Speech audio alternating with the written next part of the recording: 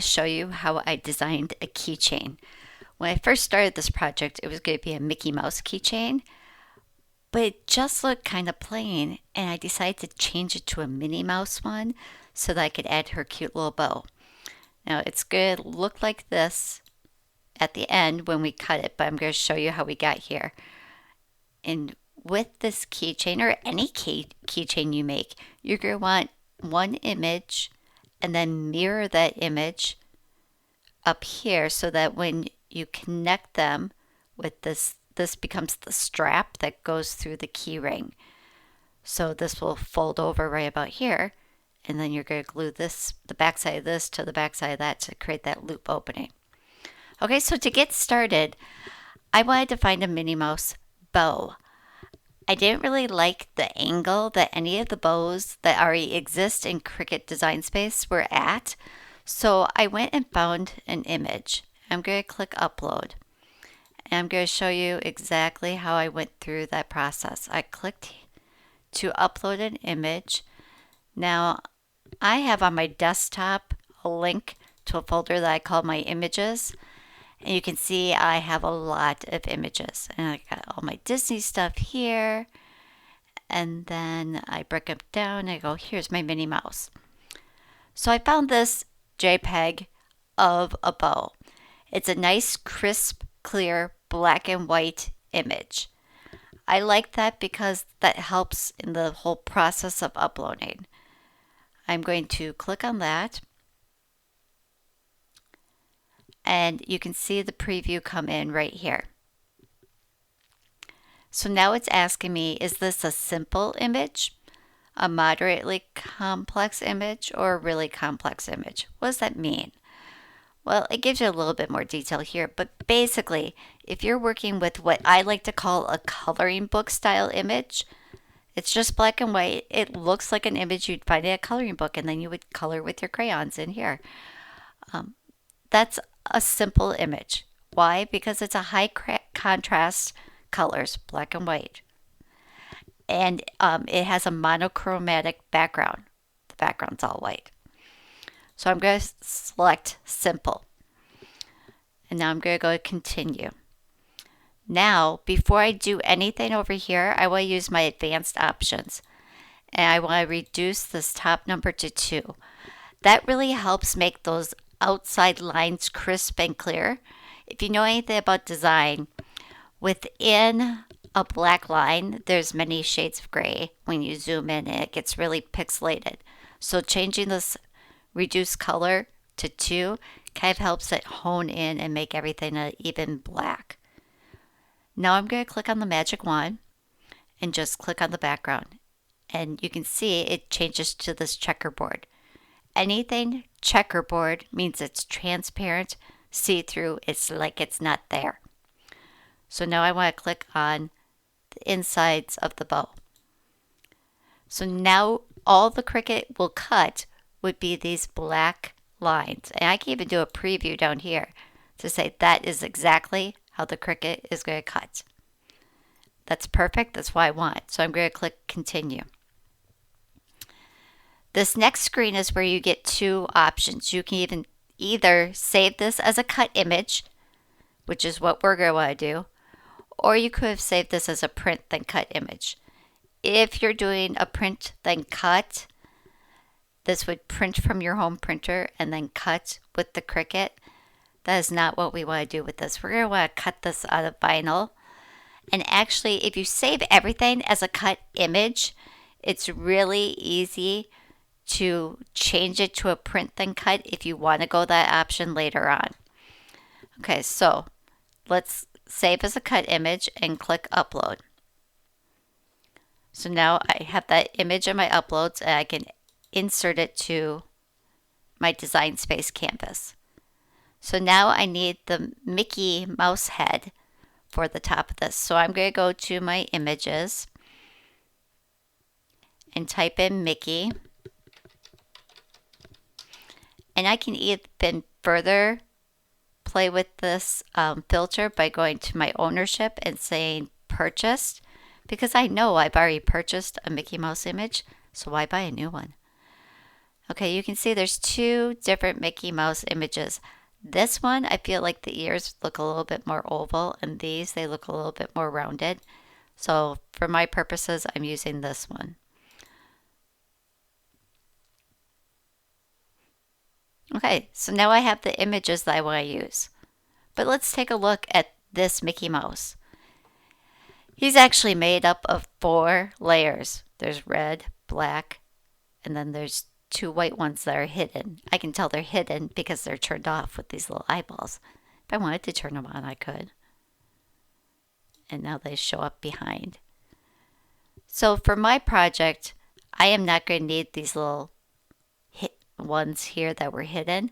I can either hide them again or just delete them. It just depends on what you want to do. This top half of the red, I'm also not going to need, so I'm going to delete that too. So all I need is this. Okay, so now I have that image. I'm going to actually make the image match the color of the material I'm going to cut it from. So I'm going to go up here to my colors and change that to a cream. I like to do this just because it helps me to visually see what I'm doing and creating. So then it's more true. And then when you hit make it, you'll put everything that's on the cream colored mat together. And then you'll know, oh yeah, cream, that's the color I'm cutting my faux leather out of. Okay, so let's take the bow and kind of place it over here. You can see it tries to hide behind the Mickey Mouse. So what I'm going to do is click arrange and send this to the front. Now I want the bow to kind of fit better inside. So play with it and make it fit. Like, to me, that looks perfect. So that's where I'm going to leave that. All right, we're making progress. Now I want to fill in the center color for this bow. So I'm going to click on the bow, and I can either go up here and go duplicate. Duplicate is like making a copy paste move all in one. So you can go duplicate here, or I like to right click with my mouse and get this pull down that says duplicate. Either way, gets you to the same thing. So now you have 2 bows. Let's make this bow like a red or a hot pink because that's the final color I want it to be. And now I want it to fill in the center instead of cutting that outline. In order to do that, I'm going to use a button called Contour. Contour is found in the lower right corner of your screen. So when you click on Contour, it pops open this brand new window. And it's going to show you each piece or section of this image that's going to cut. So it would cut the outline and then each one of these inner bow sections. So here's a little trick. If I click this button right here, do you see? Watch the outline. Okay, when it's on, it's kind of darker, and then see how it goes really light? It fades to the background. So when I do that and then click this X to exit out, see how it filled in my whole bow? Isn't that great? So now it would fit puzzle piece right inside there. So you could do it as a puzzle piece project. Some people like to layer that way. I like to make my layers a solid piece. And that allows me to place it, the bow, and position it easier. Because let's say I position it just slightly off, like this. If I have a puzzle piece kind of thing going on, I'm going to see that opening here. Okay, so let's make this bow a solid piece. How do we do that? We go back to Contour. And instead of clicking this guy to fill in just the center, we want to hide all the contours. And that's going to turn off everything that's in the center. So now it's a solid piece. So now when I place this one over the top, see how even if I don't line things up perfectly, it still looks good because you still have that nice border all the way around it.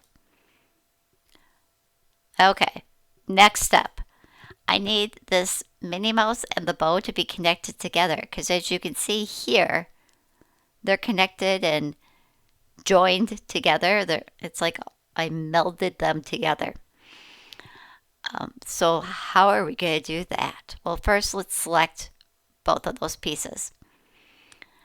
And now if we go down to our weld button, weld will join or fuse anything together that is touching or overlapping.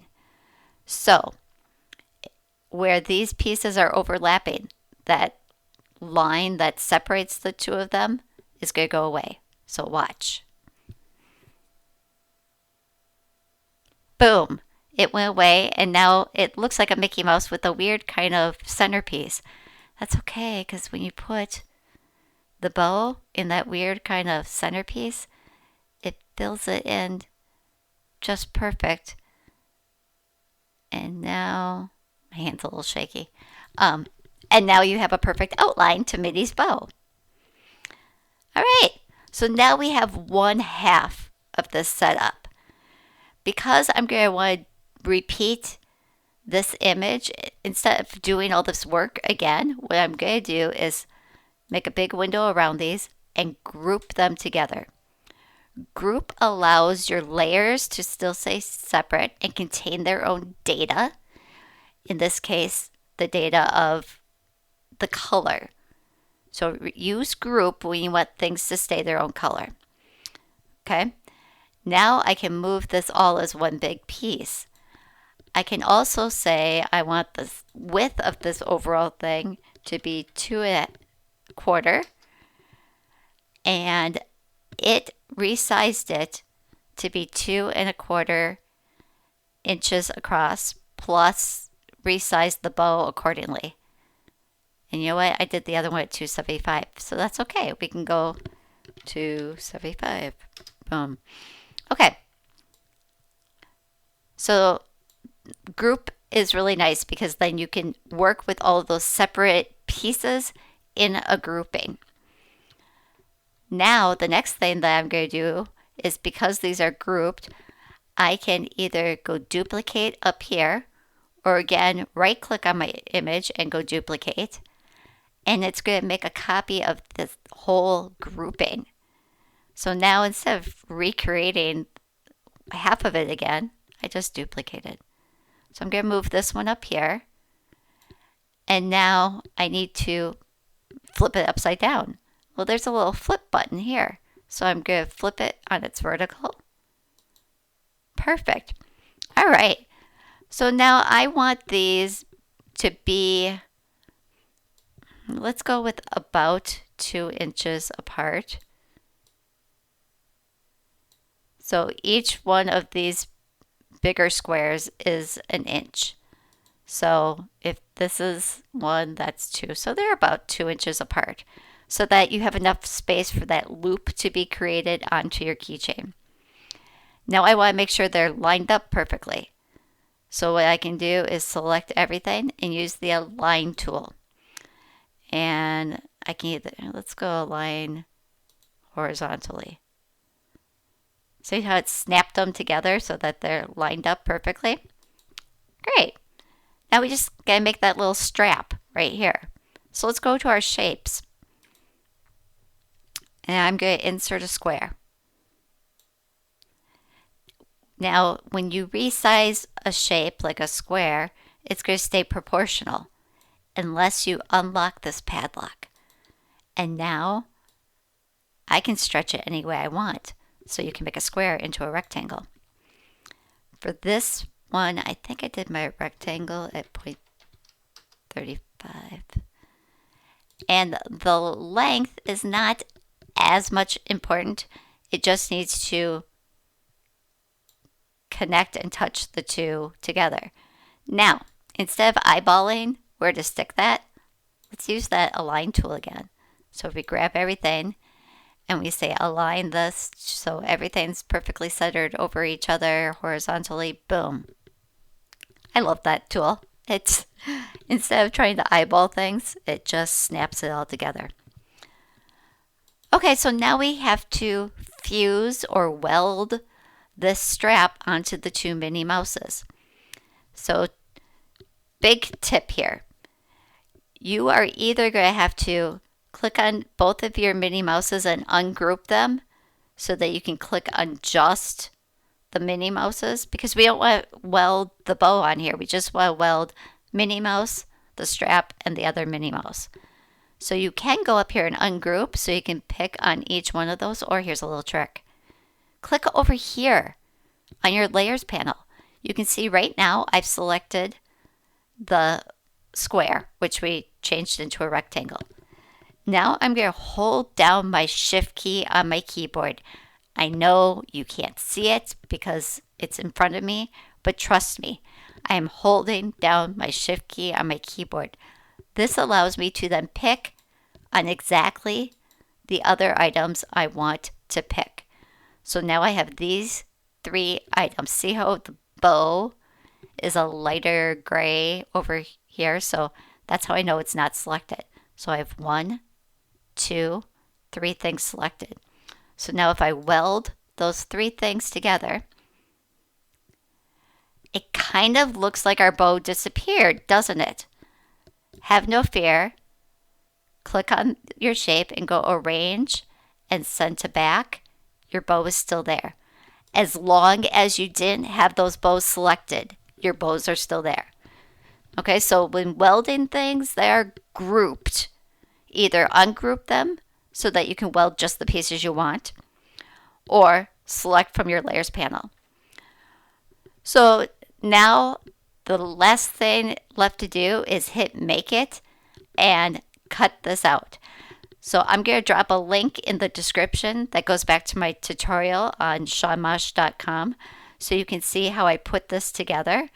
Let me know if you have any questions. Give this video a thumbs up and make sure you subscribe to my channel so you get updates about all my latest Cricut crafting tutorials.